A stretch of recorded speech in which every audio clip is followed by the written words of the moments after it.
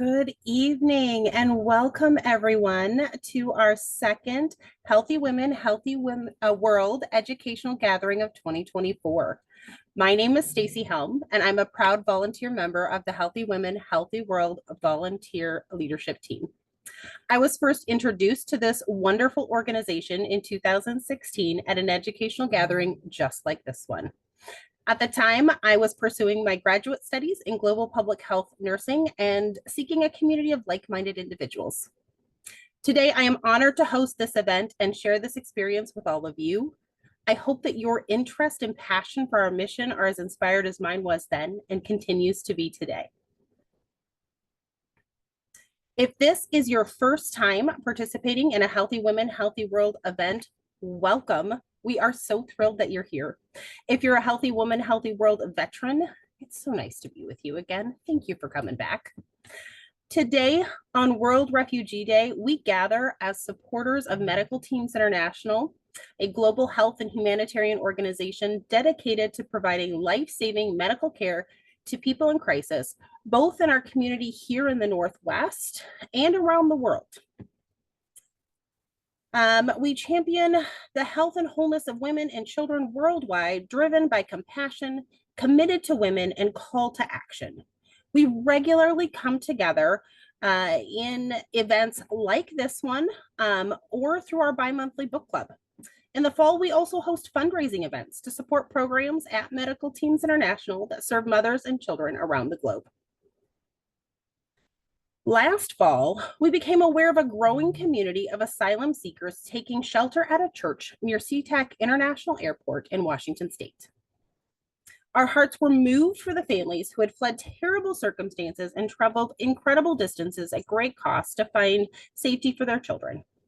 Quickly, our Portland and Seattle chapters rallied to gather together some much needed supplies and medicines, and then had the opportunity to hand deliver the care packages to these new neighbors. In January, we chose to follow up on our incredible experience that we had in the fall with learning more about this complicated issue together at our first educational event of the year, American Asylum, Historic Migration Hits Home. Today, we have the opportunity to continue that learning as we hear from Medical Teams Colombia staff serving families navigating the Darién Gap and on the unique solutions they are creating within our programs to ensure safety, security, and a sense of belonging for families. Thank you for choosing to join us for this very special evening. Okay, a few words of housekeeping. We are on a Zoom webinar format. We recommend that you turn on the closed caption option so that you don't miss anything. And you can do that by clicking show caption on the bottom of your screen. Please ask questions of our presenters during any part of the program, and you can use the Q&A button at the very bottom of your screen to do that. Our speakers will address your questions during our Q&A session towards the end of our time together, and we will also have staff moderators in there answering questions as well. We wanted to let you know that we are recording this session so that we can share it with those who are unable to join us, and it will be on our Healthy Women, Healthy World playlist on YouTube. Be looking for an email from us in the next couple of days with a link to the recording that you can share with friends as well. Finally, we value your input as we continue to improve our virtual events. We would love it if you would just take a minute after the event to complete the short survey that we'll share in the chat now and also at the end of the program. We always begin our events with a moment of reflection, centering our thoughts away from our daily distractions. We're going to calm and turn our minds towards being together to share and learn. I'd like to ask our Portland chapter chair, Peg Chamberlain, to lead us. Hi, Stacy. I'm not Peg Chamberlain, but I'm stepping in for Peg Chamberlain tonight. This year, the world reached a grim milestone. The highest number of displaced people ever recorded has been topped again. At the end of 2023, more than 117 million people around the world were forced to leave home, an 8% increase over the previous year. Put differently, that means one person out of every 69 has been displaced. Similarly, the global refugee crisis has continued to escalate too. In 2023, 43.4 million people were recorded as refugees. Over half are estimated to be under the age of 18. Just 10 years ago, that number was a third of what it is now. Tonight, I'd like to share with you a prayer written by our friend and Healthy Woman, Healthy World Spiritual Chair, Janine Ward. Gracious and merciful God, on this World Refugee Day, we come to you with heavy hearts for all those who have been forced to flee their homes in search of safety and a better life. We cannot imagine the fear, the uncertainty, the trauma of leaving what one has known to venture to the unknown, often with little or nothing in their possession. We lift up to you the millions of refugees who are in transit on a perilous journey through uncertainty and hardship. Lord, we ask for your divine protection over them. Provide them with safe passage through treacherous paths, and let your presence be a source of comfort and hope in their darkest moments. May they find moments of peace amidst the chaos and the assurance that they are not alone. Lord, we also ask for compassion and wisdom for leaders making decisions that affect refugees. Open the hearts of all nations to welcome those in need with kindness and generosity. Strengthen and guide medical team staff and volunteers who dedicate their lives to aiding refugees. Bless their efforts and give them the resources they need to provide care, shelter, and assistance. May the refugees they meet find friendship and a helping hand. Father, we long for and pray for a world where no one is forced to flee their home, where peace and justice prevail. Until that day comes, let us be instruments of your love, mercy, and peace. In your name we pray. Amen. I'm Rachel Wolverton, by the way. Thank you, Rachel, for sharing that reflection and prayer with us. We appreciate it. Tonight, we are honored to have two of our amazing Medical Teams Colombia staff with us to share about the crisis in the Darién Gap and how Medical Teams is meeting the ever-expanding needs of families in transition in this region. And one of the few my mute jumped back on. I apologize. Maybe you're here tonight because you've seen a news report about people crossing the world's deadliest jungle. Or maybe you've heard updates from medical teams on the courage of the people that we have seen as they prepare to cross the Darién Gap. Whatever reason you have for being here or what you've heard so far, you've probably also felt that tug on your heartstring for people making this treacherous trip. Though the Darién Gap has been a migrant route for decades, there's been a recent surge in people crossing. In 2023, nearly 500,000 people crossed from Colombia into Panama. Prior to 2013, only a few thousand people crossed each year. In the last decade, the number of people making this challenging journey has almost doubled annually. Experts predict that the number of people crossing will continue to increase in 2024. The reality is that we're witnessing the effects of a troubling global trend in the Darién Gap. Today, more than 110 million people have been forcibly displaced and are heading towards places of safety and stability. That number is higher than ever, and it continues to grow. Our team in Colombia has responded with creativity, grace, and a generosity of spirit to this crisis. Though Medical Teams has worked in Colombia since 2019, we recently expanded our program to serve people migrating through the Darién Gap. Alongside our institutional partners, we're providing loving care to people who are scared, exhausted, and often unprepared for the challenges that lie ahead. Our first speaker tonight is Steve Cooke, an experienced advocate and international development professional with a focus on increasing access to justice and equality for all people, especially those deprived of essential services and opportunities through no fault of their own. With over 18 years of experience in international NGOs in many countries, Steve is experienced in designing and leading humanitarian and developmental projects, advocating to governments and supporting local decision makers at the community level. Steve now leads the humanitarian response for Medical Teams in Colombia, which is responding to one of the largest migration crises in the world today. He also led the organization's COVID-19 pandemic response in Colombia. He has degrees in international relations, as well as a master's in international development from the University of New South Wales in Australia. Thank you, Steve, for being with us tonight.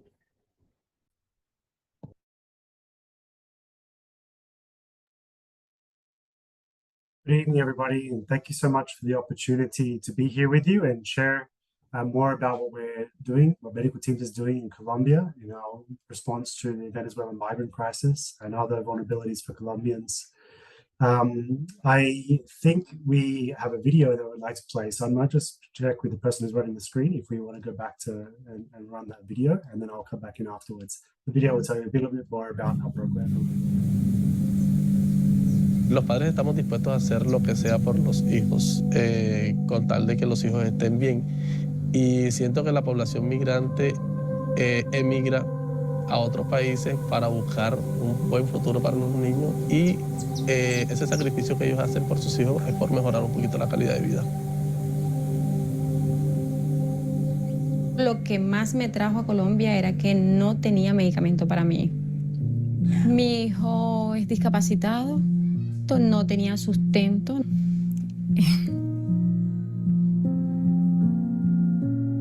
Eso realmente fue lo que me hizo salir de allá, venir a lucharla sin conocer a nadie. Una vez los beneficiarios emigran de aquí, de su país natal, eso les genera como mucho estrés, mucha soledad. Me invadió la tristeza. Dejar a mis 3 hijos, que nunca lo había hecho, pero quería luchar. Seguí trabajando, ahorrando. Todo, es más, casi ni comía como para ahorrar, para poder estar con mis hijos, con mi familia. Medical Team la conocí el 2021. Llegaron censando en la casa, cada puerta a puerta. No me sentía sola porque, de hecho, yo vivía sola, pero ellos me daban siempre como la motivación de que no estás sola. Ya estando aquí en Colombia, sean beneficiarios o sean voluntarios, nosotros como Medical Team los acogemos y los hacemos sentir de que ellos no se encuentran solos, de que en nosotros encuentran un refugio. Cuando comencé en Medical Team como beneficiaria, el señor Juan y el señor Joelsi eran los que me visitaban. Y ahí me comencé yo a motivar más bien para yo ser voluntaria, y le decía a ellos: Medical teams provide health services for the Venezuelan migrants, for children under 5 or pregnant women or adults that have diseases. The idea is that in the community, the volunteers could identify the health needs that they are having, and they could make the link with the services that we are providing. Quise ser voluntaria de Medical Team porque me gusta poder ayudar, compartir con el prójimo, y sabiendo que Medical Team estaba ayudando a mis compatriotas, o sea. Es muy bonito que una persona que viene de otro país sufriendo cuánta tipo de necesidades puedan sufrir, venga hasta Colombia a presentar un voluntariado, a darle a la comunidad sin esperar nada a cambio.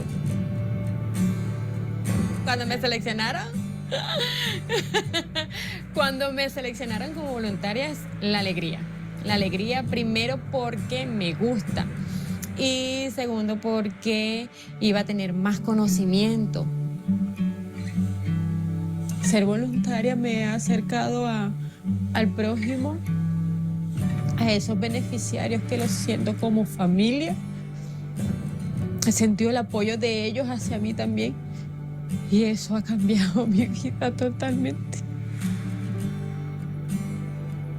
Y yo me siento ganadora. Colombia me abrió las puertas realmente, donde pude ayudar a mi hijo.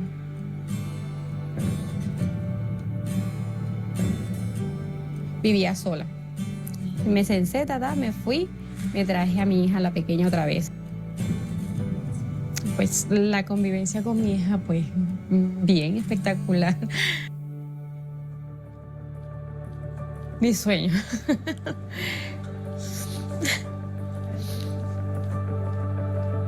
El sueño para mis hijos.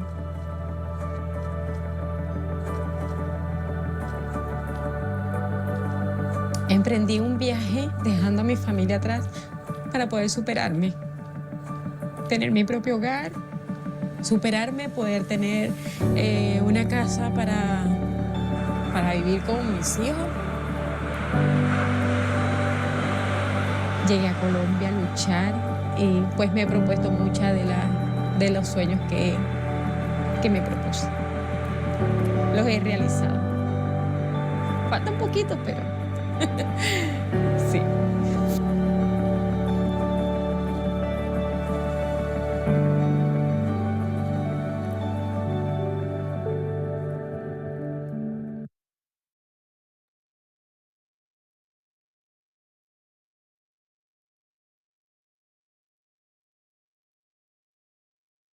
Thank you very much. I hope that you were able to follow along with that and hear that story of Margaret, who is one of our volunteers in a city called Santa Marta, where we work in the north of Colombia. I will tell you a little bit more about the program that we have here, and then talk a little bit more specifically about the Darién Gap. So this is a map of Colombia that you can have here in front of you, and I'll show you another map soon, which may be able to give you a bit more perspective of where Colombia is in relation to Venezuela and our other neighbors. But Venezuela is here off to the right of Colombia, and the cities that we work in 10 cities around Colombia. And these tend to be cities where Venezuelan migrants like Margaret have settled for over a number of years now, and we've been working with them as they've been arriving, settling into new life in Colombia, becoming regularized and having access to healthcare, firstly through organizations like Medical Teams, and building community through organizations like Medical Teams. And then we work with them as they are able to gain access to long-term sustainable healthcare through the government systems that do exist in Colombia.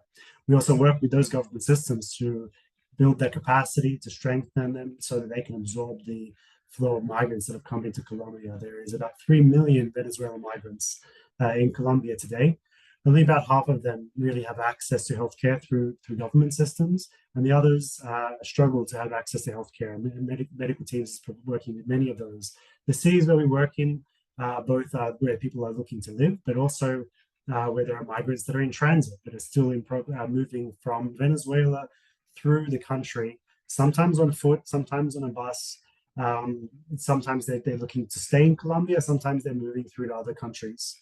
And so the program that we run is really about supporting the migrants who are settling, but also helping migrants who are still in transit. Many of the migrants that are in transit are going through an area called the Darién Gap. And I'm sure, as was mentioned earlier, that many of you are on this call because you are curious. You've heard about the Darién Gap and you want to know more about it. And I want to tell you a little about it. These are photos. These are not from Medical Teams. These are photos of people that are moving through the Darién Gap at the moment. And in the last year, in 2023, there was 500,000 people went through this jungle. The jungle is a very dangerous jungle. It's been a migrant route for decades, but 500,000 people is new. And this year, 2024, is shaping up to even be a bigger year, with more migrants going through so far in this year than there was last year.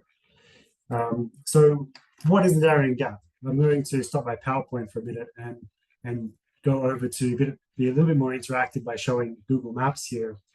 You can see where Colombia is down here, with Venezuela on the side and the United States up here, and all the countries in between Mexico, Guatemala, Honduras, El Salvador, Nicaragua, Costa Rica, Panama.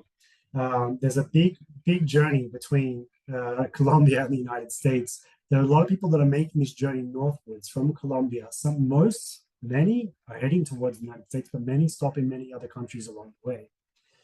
So this is Colombia where we work, and there's the border here between Panama and Colombia, and that is where the Darién Gap is. This area here is a jungle. This whole area on both sides of the border is a jungle. Even on Colombia side here, there's no roads to access it here. The only way you really get here is by a boat.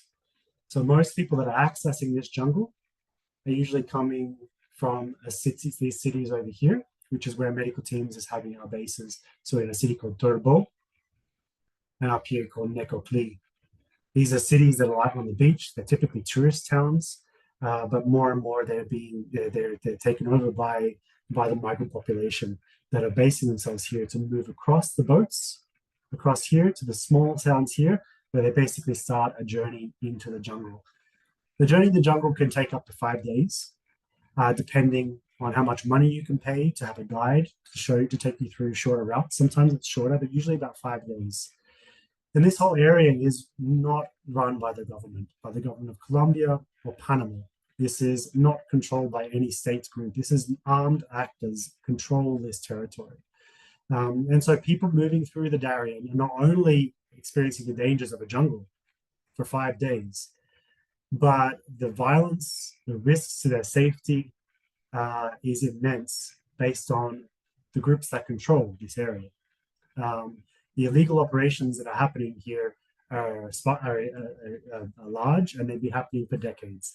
But now the armed groups that run this area focus their attention on making money through migrants who are moving through this area.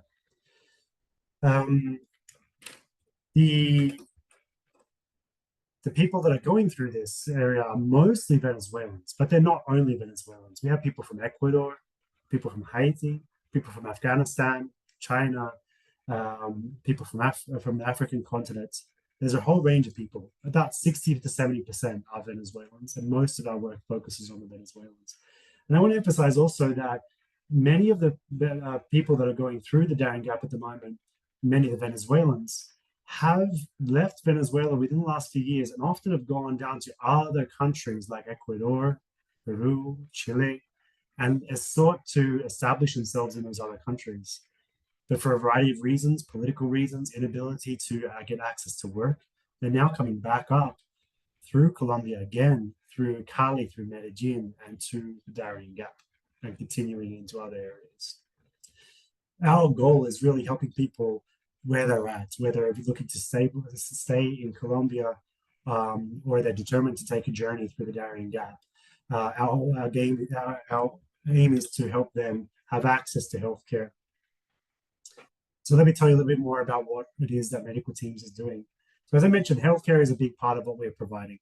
Vaccines, antenatal care, prenatal care, child health services for people with non-communicable diseases like diabetes and hypertension, and a range of other things.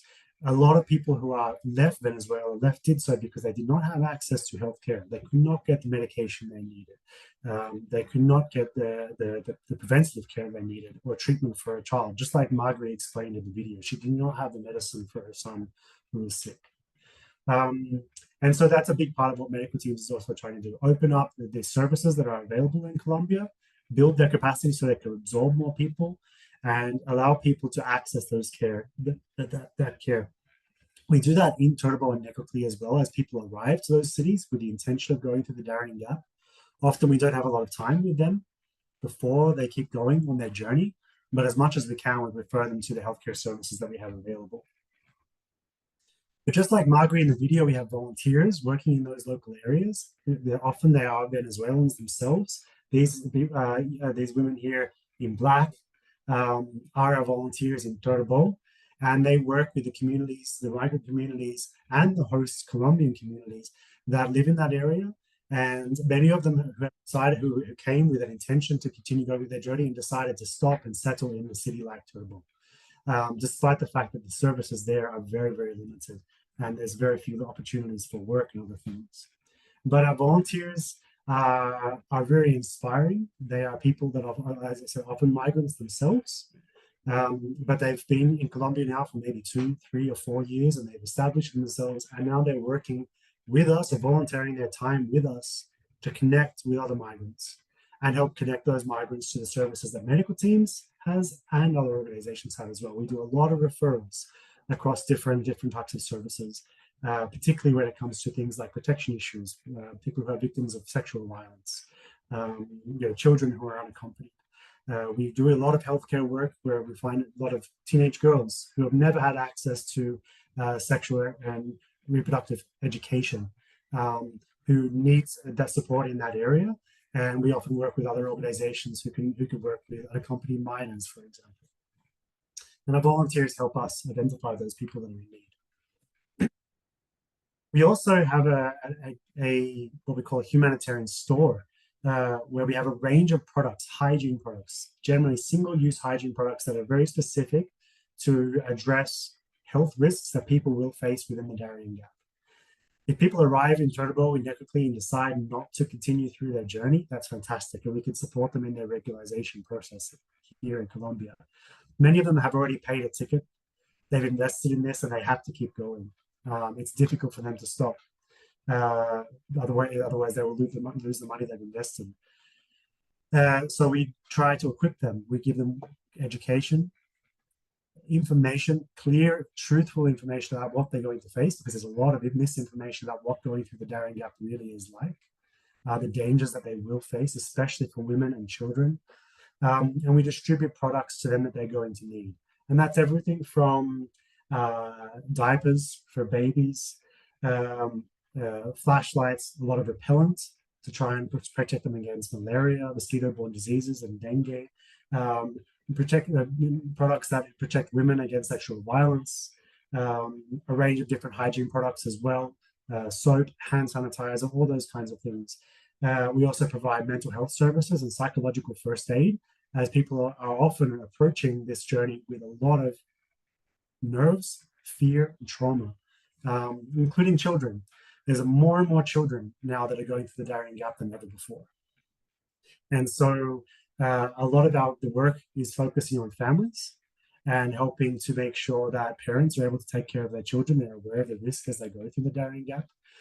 Something that I've been really confronted by as someone with 2 young children myself, is the number of parents who are now here in our humanitarian store receiving services, and they've got children. And often you see the difference between a young child, 2, 3, 4 years old, who are going on adventure. They're following this and they've got a smile on their face. And then you see children who are 7, 8, 9, 10 years old who have much more clarity about what's going on, and they are very scared. And so our staff who are supporting them are not only doing this to distribute products and things like that, but a lot of it is about caring for their mental health, being there. And we've dubbed this space, this humanitarian store, You Are Not Alone. This is one of the last times that the migrants will engage with an organization like Medical Teams in Colombia before they leave. And so we aim to connect with them on a very personal and human way. But to tell you a little bit more about those stories, I'm going to pass to my colleague, Lina, who has taken many of the beautiful photos that you see, was involved in the videos of Margaret that was taken, and is going to share a little bit more about some of the stories of people that we've worked with. Thanks, Lina. Hello, everyone. Oh, so sorry, Lina.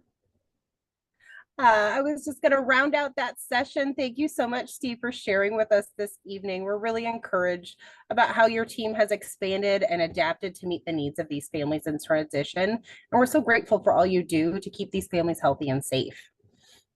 So Steve is going to be back during the Q&A portion, but we're going to do a little bit more introduction of Lina now. Please drop your questions for Steve in the chat. Lina Marcela Hernandez is our social communicator and journalist. She holds a master's degree in digital marketing. With nearly a decade of experience, she's led communication strategies for a variety of governments and nonprofits. Working closely with communities, Lina has learned that information is a game changer. That's why in her current position as the National Communications Coordinator for Medical Teams Colombia, she oversees a team dedicated to engaging with people we serve through WhatsApp groups and our very first digital library. These strategies fulfill one purpose: letting people know they are not alone. So we're so grateful to have you with us tonight, Lina. Thank you so much for being here. And thanks to everyone that is here tonight. As Steve was saying, I'm the National Comms Coordinator at Medical Teams. And yeah, I've been a couple of times in Urabá, where our program is running right now. And I want to show you 2 stories that they're actually really touching. And as Margaret's story, you can always find stories of hope. Despite everything that happens through migration, these people are always willing to continue their journey and, you know, seek a better future for their kids is basically one of the common motivation between all the stories that I've heard through all my time here in Medical Teams. So I want to show you the first story, that is Daisy and Alaya. This beautiful girl is Alaya, and Daisy is her mom. I met her at the complete. She was about to, she's 27 years old, and she is from Venezuela. She arrived to Colombia 6 years ago with her husband and her son. She lived in Bogota, that is the capital of Colombia, for a couple of years. Then in Bogota, her daughter Alaya, who is the one in the picture, was born 2 years ago. Daisy is an artisan, so that has allowed her to live in several places. She lived in Chile for a while, and her main purpose was like saving to one day go to the United States and reunite with her family in Chicago. When I met her, she was on the beach for 3 days at the moment I met her, and she was ready to go with her husband and her 2 children. And when she met Medical Teams, she was really excited because we provide her information that she didn't know about how to take care of her 2 children. For example, from viruses and flu and all these infections that the jungle climate can cause. So we provided her information and good hygiene practices so that she can maintain like her family clean during the trip and prevent diseases. She actually told me, and I quote, "I realized that I had very little information about how to take care of my health, especially about acute respiratory infections." That's basically one of the main topics that our volunteer team gives to everyone who's in the beach, like, please take care of acute respiratory infections. And I really got to say that I'm really excited to tell you this because after she left, I left because I'm not based in Urabá. I've been in touch with her, and I can say that she is much better right now. At the beginning of April, I talked to her. We texted a couple of messages, and she and her family were in Honduras at April.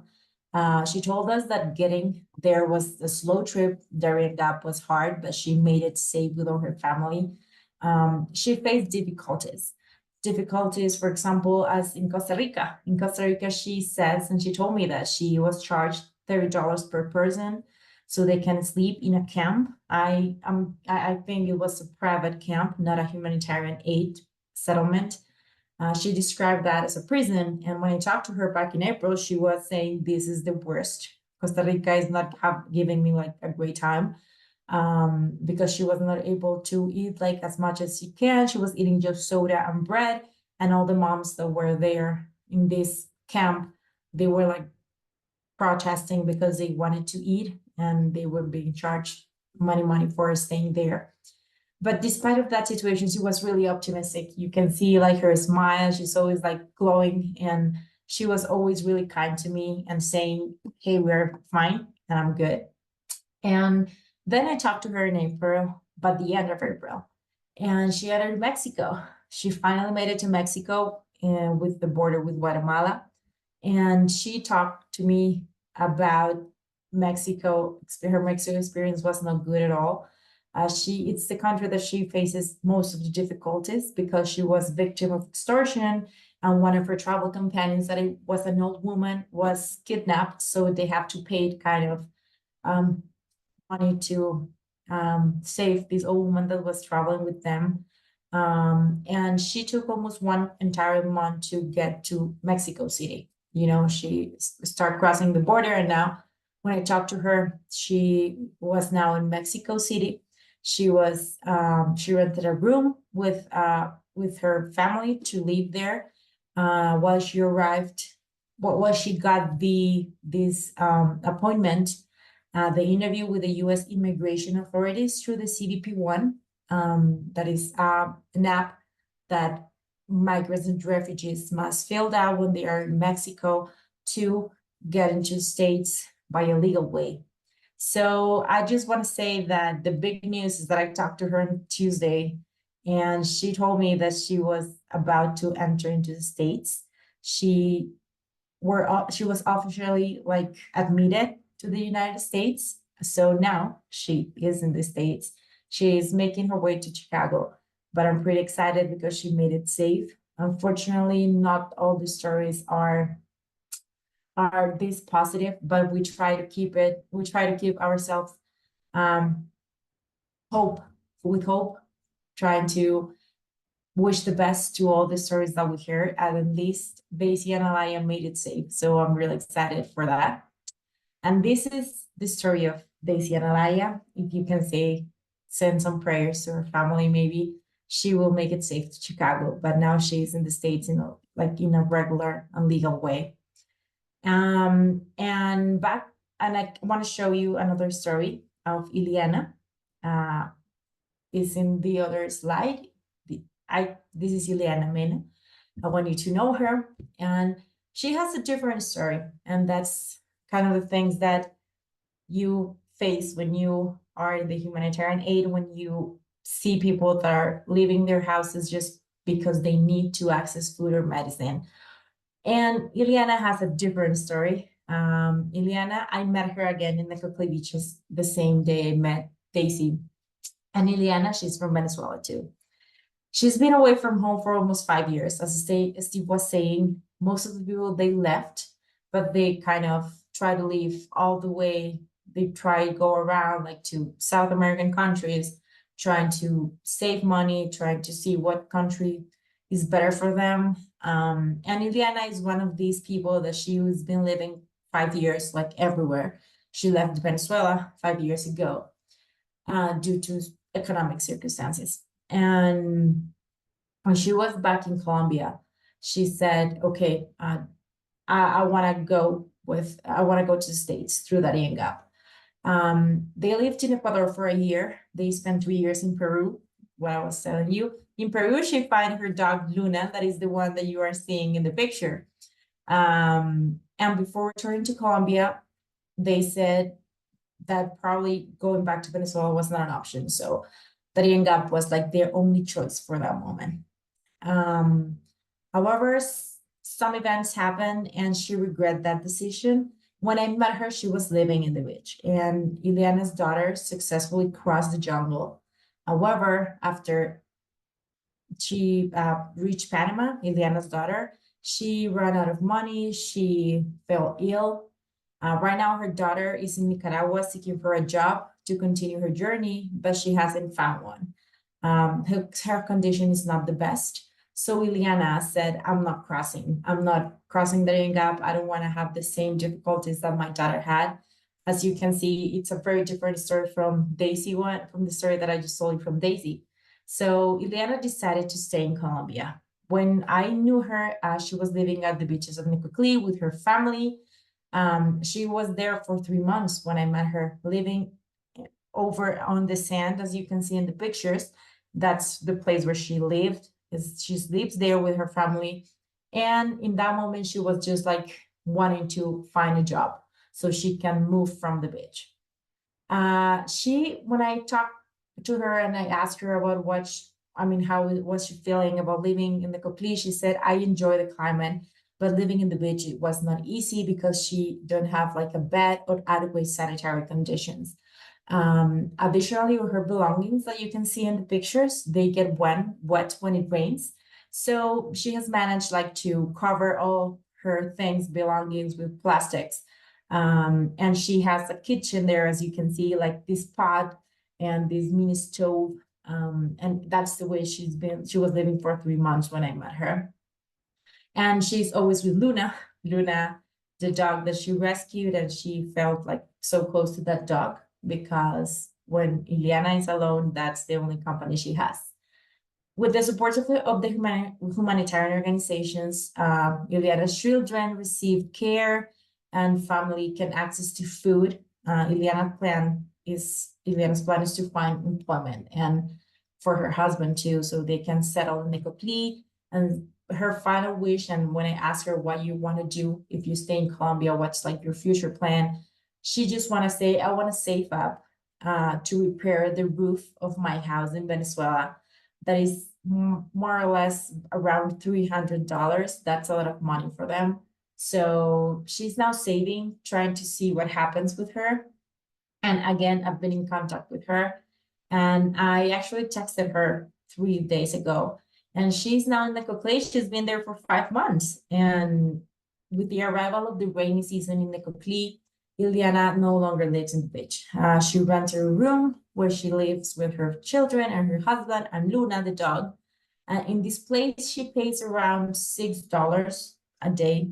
It's a little room where all they can at least sleep on a bed, and she manages to pay this because she is working informally in a restaurant as a waitress, and her husband kind of do whatever jobs brings the day. So her husband is in the streets trying to sell things or whatever comes. That's how they both manage to pay their rent. Their kids are better, and now she's back in touch with our team in Necoclí, and her kids are about to access to medical checkups because they don't have access to healthcare because they don't have the legal permit in Colombia that many migrants have.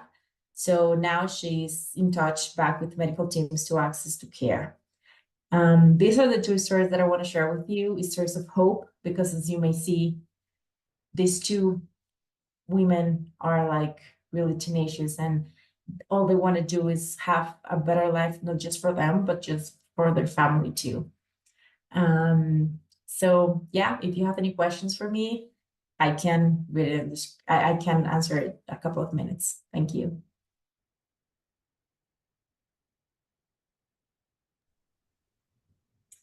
Thank you, Lina, for putting a face to these overwhelming numbers that we hear about. You've helped us understand the challenges faced by the families you serve. You've also reminded us that the migrants and refugees navigating the Darién Gap are people seeking a better life for themselves and their children. They're individuals who left their homes behind, dreaming of something better and making the difficult decision to leave out of necessity and hope for opportunity. And they left for a chance to work, live, and raise their children in safety. Okay, this is the point where we get to open it up to all of you. So if you haven't had an opportunity to do so, please input your questions for either of our speakers in this Q&A section below. And I will invite both of our speakers back. And we would love to know, what do you want to know? Okay, I see a question in our chat. It sounds as if there are a lot of expenses for this travel. How do they keep going when money runs out, and how can they work? And either of you jump in. Thank you. Yeah, it is a very step of the journey, particularly going through the Darién Gap. Every single step has a cost. Every night you sleep somewhere, every border you pass, there's a lot of expenses, and so people are often raising money for a long time wherever they happen to be, whether it's in Colombia or another country, and they're doing a lot of informal work. They may be doing anything from construction, work in the streets, selling things, cleaning, begging. There's a whole range of different things that people will do, whatever it is that they can, and they'll do it for a long. They'll do it basically for several months often until they can take that next step.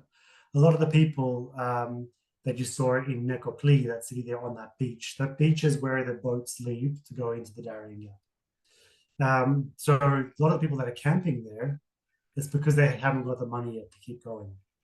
And some people are camping there for a couple of days, weeks, some, like you heard in the story, for months.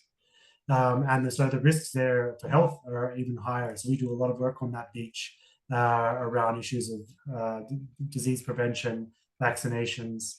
There was recently an outbreak of mites and things like that. So we've done a lot of work with that, helping people given access to places where they can wash, especially for children. So there's a lot of people that are taking a day or a month or so at a time, and they do stop and they try and gain as much money as they can through basically odd jobs. Very few people have permission to work, so they're not doing formal work generally. They haven't contracted labor or anything like that. Although many Venezuelans are skilled laborers, they're skilled professionals. They in Venezuela, they did have professions. They were a lot of our volunteers are social workers. Some of them are nurses themselves. We have some volunteers who are doctors. People were teachers. They may have been constructions, engineers. In Venezuela, before the economic collapse, there was employment and people were highly skilled. And so some people can use those skills for short-term informal employment as they're going. But many times it's things that you'll find on the street. Cleaning windshields, whatever they can do, driving a taxi for that, perhaps. And so that's definitely how they're making up their money bit by bit for each step of the journey. I think that I want to add that there is one important thing, and is that there is a lot of misinformation around like this journey. And many people just travel thinking that they will cross Darién Gap and that will be it. Or that they will get to Colombia by bus, and then they will arrive to Urabá region, and then they can take like the option of doing the crossing Darién Gap by themselves, like walking. They probably hear like, hey, if you want to go by boat, you have to pay, but if you want to do it by yourself, you can. And then they face this reality, as Steve was saying at the beginning, that everything is controlled by armed groups, and this is one of the most profitable ways of all the armed groups have to sustain themselves, and is charging for every single thing.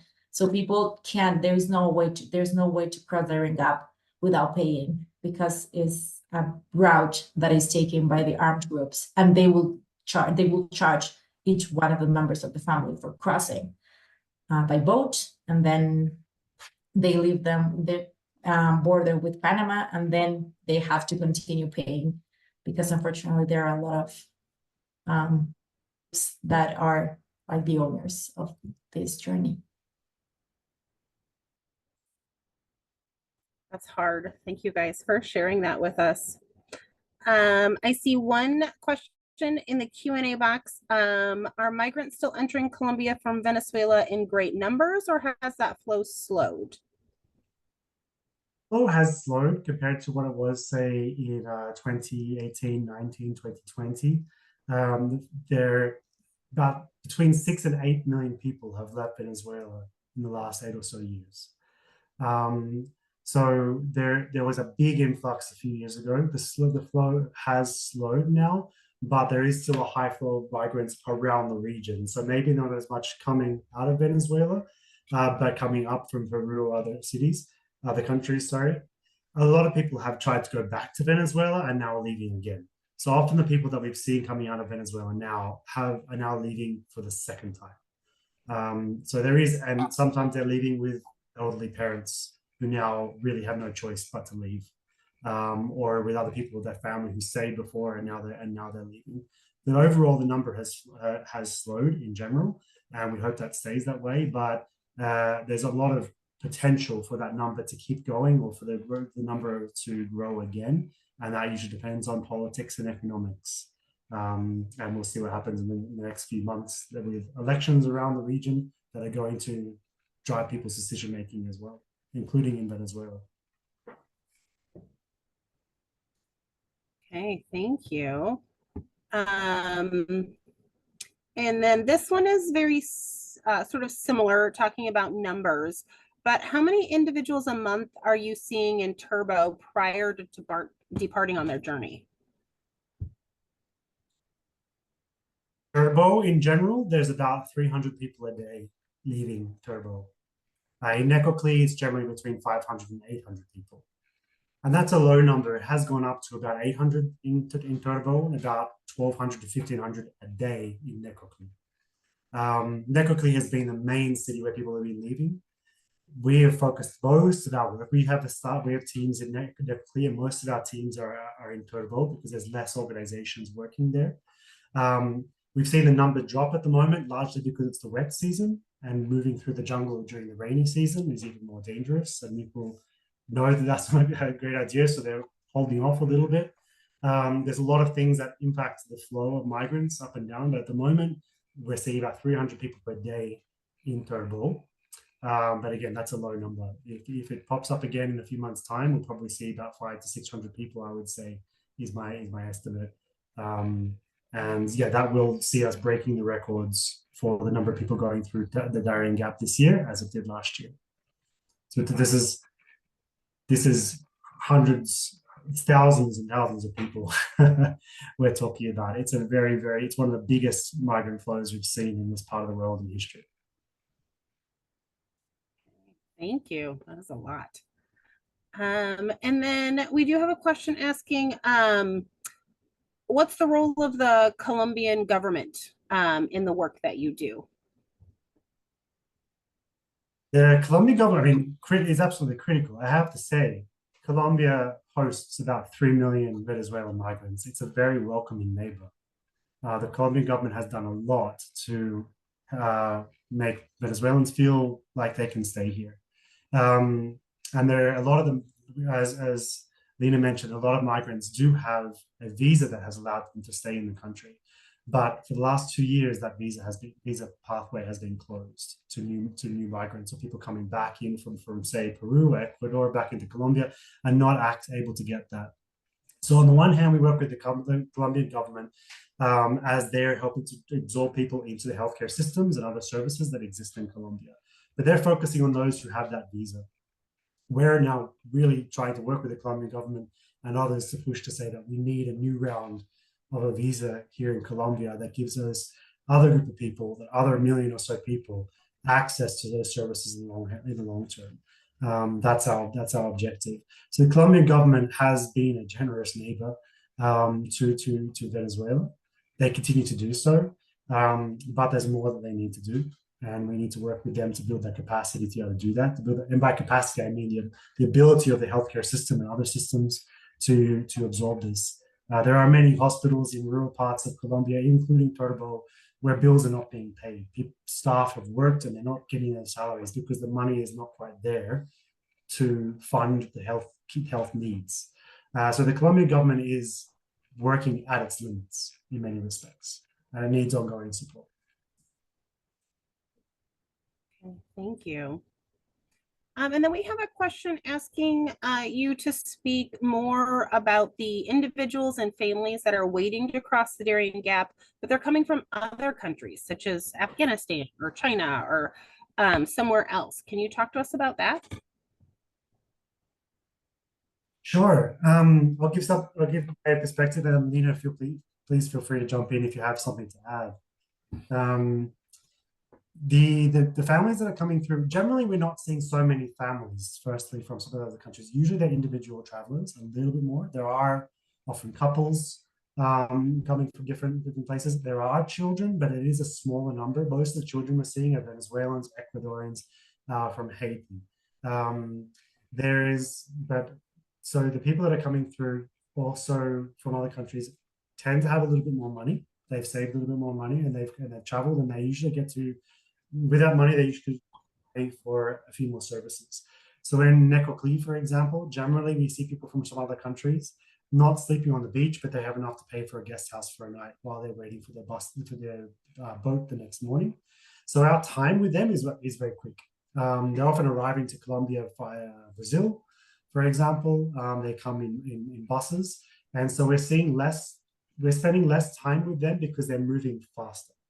But we do know that they have very limited access to healthcare. A lot of them don't speak Spanish, they don't speak English, and then so language is a big issue. We struggle to have enough language resources in our services to get everything that we need for the people who come through. So we see that there's a big need there. We also see that the migrants from other countries generally are moving much quicker. And medical teams doesn't have as much time. They don't have the plan to settle in Colombia usually, like Venezuelans may do. So it hasn't been a big part of our response so far. It hasn't been our focus area, but it is a need. And most of all the humanitarian organizations will acknowledge that our resources are not sufficient to address the actual full humanitarian need that exists there, because the focus is mostly on Spanish-speaking migrants, and others are falling through the gaps. That makes sense. On a more personal note, How do you and your staff fight fatigue with all these seemingly intractable problems? It's a very good question. Lina, what do you want to have a go responding to that one first? Yeah, I think we've discussed about it. And as you may see, for example, the Marcus story, it was really emotional, and tears come out when you listen to that story. And then you kind of see that that's a situation for the majority of them. We have actually another story from Lina, if you want to watch it. She has a very similar story as Margaret. She came for medicine for her family and for her daughters, and she came here like with nothing, trying to face a new country, a new like day-to-day life. But I think that what at least at me keeps me going, it's kind of seeing the resilience of these people. As you may see, they're always open to share a big smile with you. And Daisy, for example, and Liana, they were so kind of replying my text back, like, hey, we're good, thanks. And they even sent an emoji with heart, or thanks for trying to at least ask how I'm doing. And sometimes it's hard because you will really want to do more, but a part of the humanitarian aid is understand that what are your limits, and that as long as we at least can provide services that can help them, it's at least enough. As you were saying, Stacy, when you introduced me, I realized that because I was the kind of person that I was like always trying to say, I don't know what else can I do. But then I realized that in my perspective as a communicator, I can like provide information. That's all that I can do from my end. I'm based in Bogota, and we have like many other like locations. So I think that it's basically understand that we're trying to hope the best for them. And internally with medical teams, we're trying to talk to our colleagues like, hey, this is happening. And probably some of them are really more experienced than I am in trying to settle things down a little bit for you. Like, hey, don't worry, it's going to be okay. I think that's something really important, that our colleagues are really experienced in managing like personal like well-being, and that's important. I would agree that our staff are very professional, and they've worked in other humanitarian crises and situations around Colombia. Colombia is not only hosting a migrant Venezuelan migrants, but is a country, one of the countries with the most internally displaced people in the world. It's still in conflict in this country, in different parts of the country. So our staff come from different parts of the country where they're used to working in very difficult and traumatic situations. But their mental health is a big concern often. Staff have vicarious trauma, volunteers have vicarious trauma. They're listening and working through stories every single day. We have stories that are not successful. We know of people we've worked with who haven't survived. We know of women who we've worked with who are pregnant and they've lost the baby for a variety of different reasons. We know these kinds of things happen.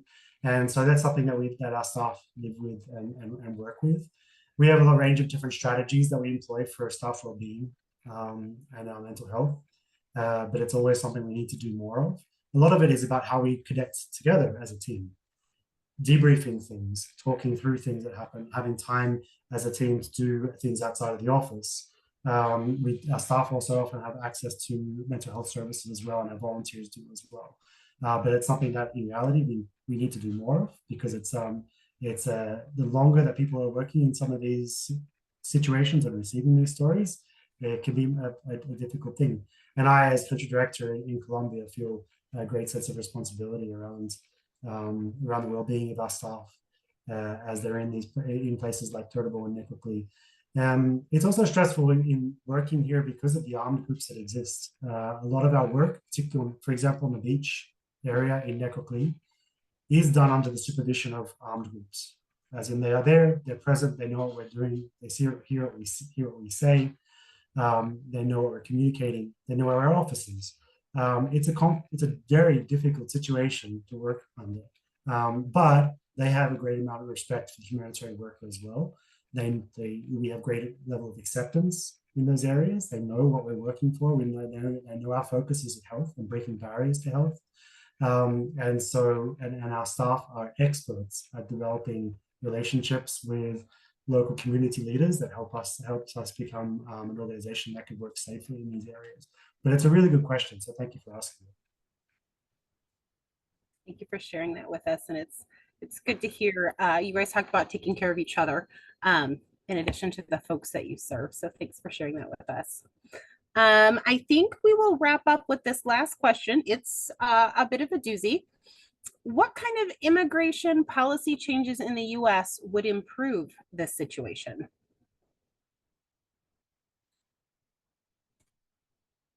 That's a difficult question. I'm not American. I don't have a stake in US policies or elections or anything like that.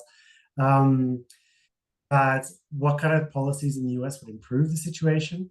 Really, the United States does have the obligation, I think, to receive more migrants and refugees, specifically refugees, people who have asylum claims. There are countries around the world who are absorbing the majority of people who are displaced and refugees around the world are countries like Colombia, countries that are neighboring areas with conflict.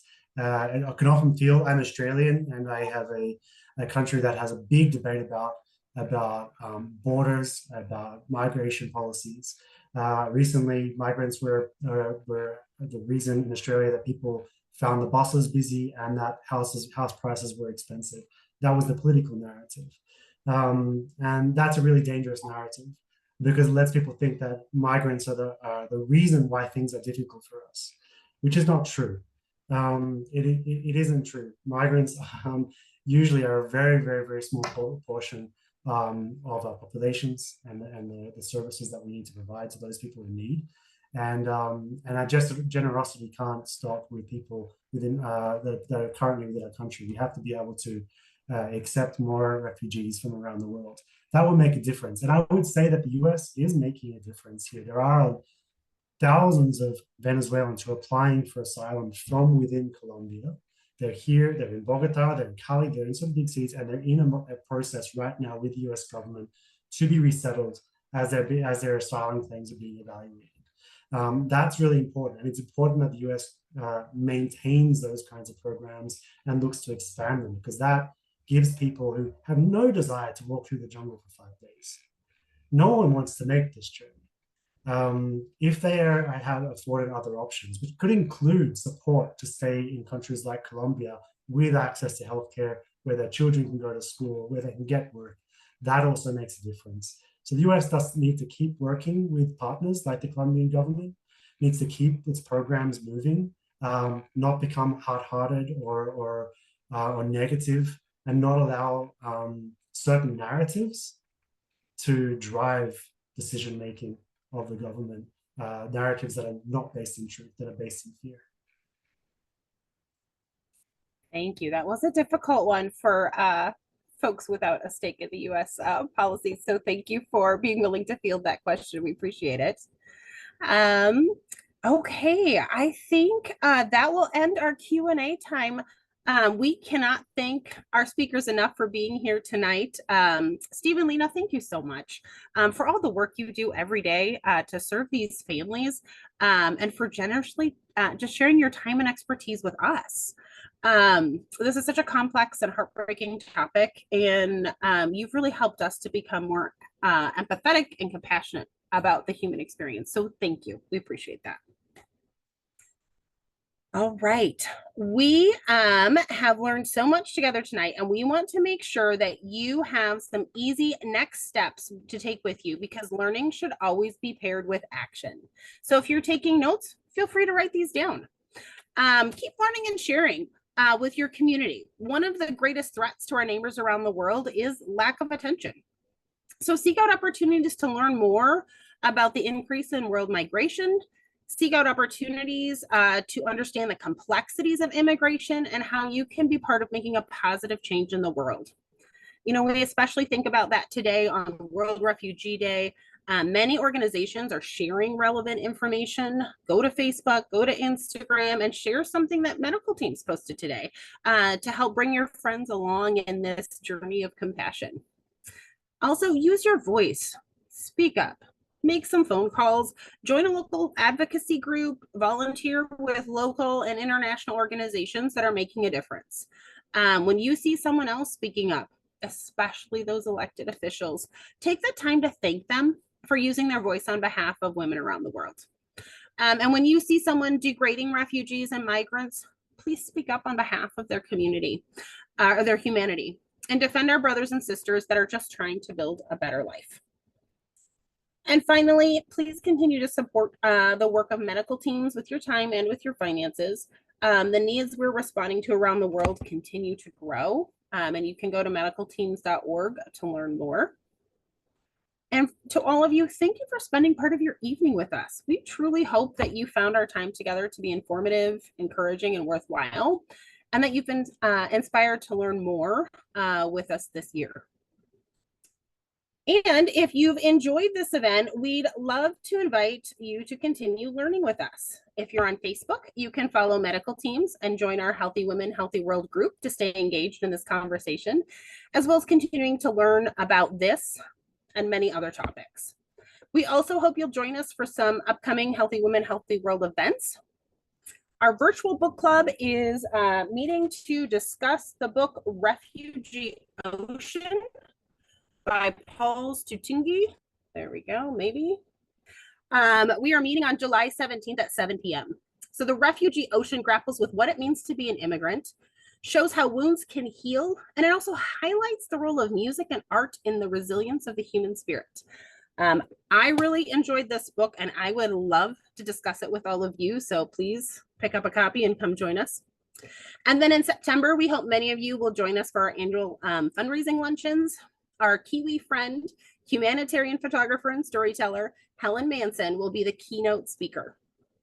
It is such a great chance to gather with this amazing community, share a meal, hear an inspiring speaker, and build connections while raising funds for crucial Medical Teams programs that support health and wellness for women and children worldwide. Please be on the lookout for a follow-up email coming soon with these upcoming events, this webinar recording, and relevant links for additional learning. There will also be suggestions for ways that you can take action. And as we mentioned before, please fill out that brief event survey. You can find it in the chat now or in your follow-up email. We really value and appreciate your help in continuing to improve these events. So we hope to see you very soon. Good night, everyone.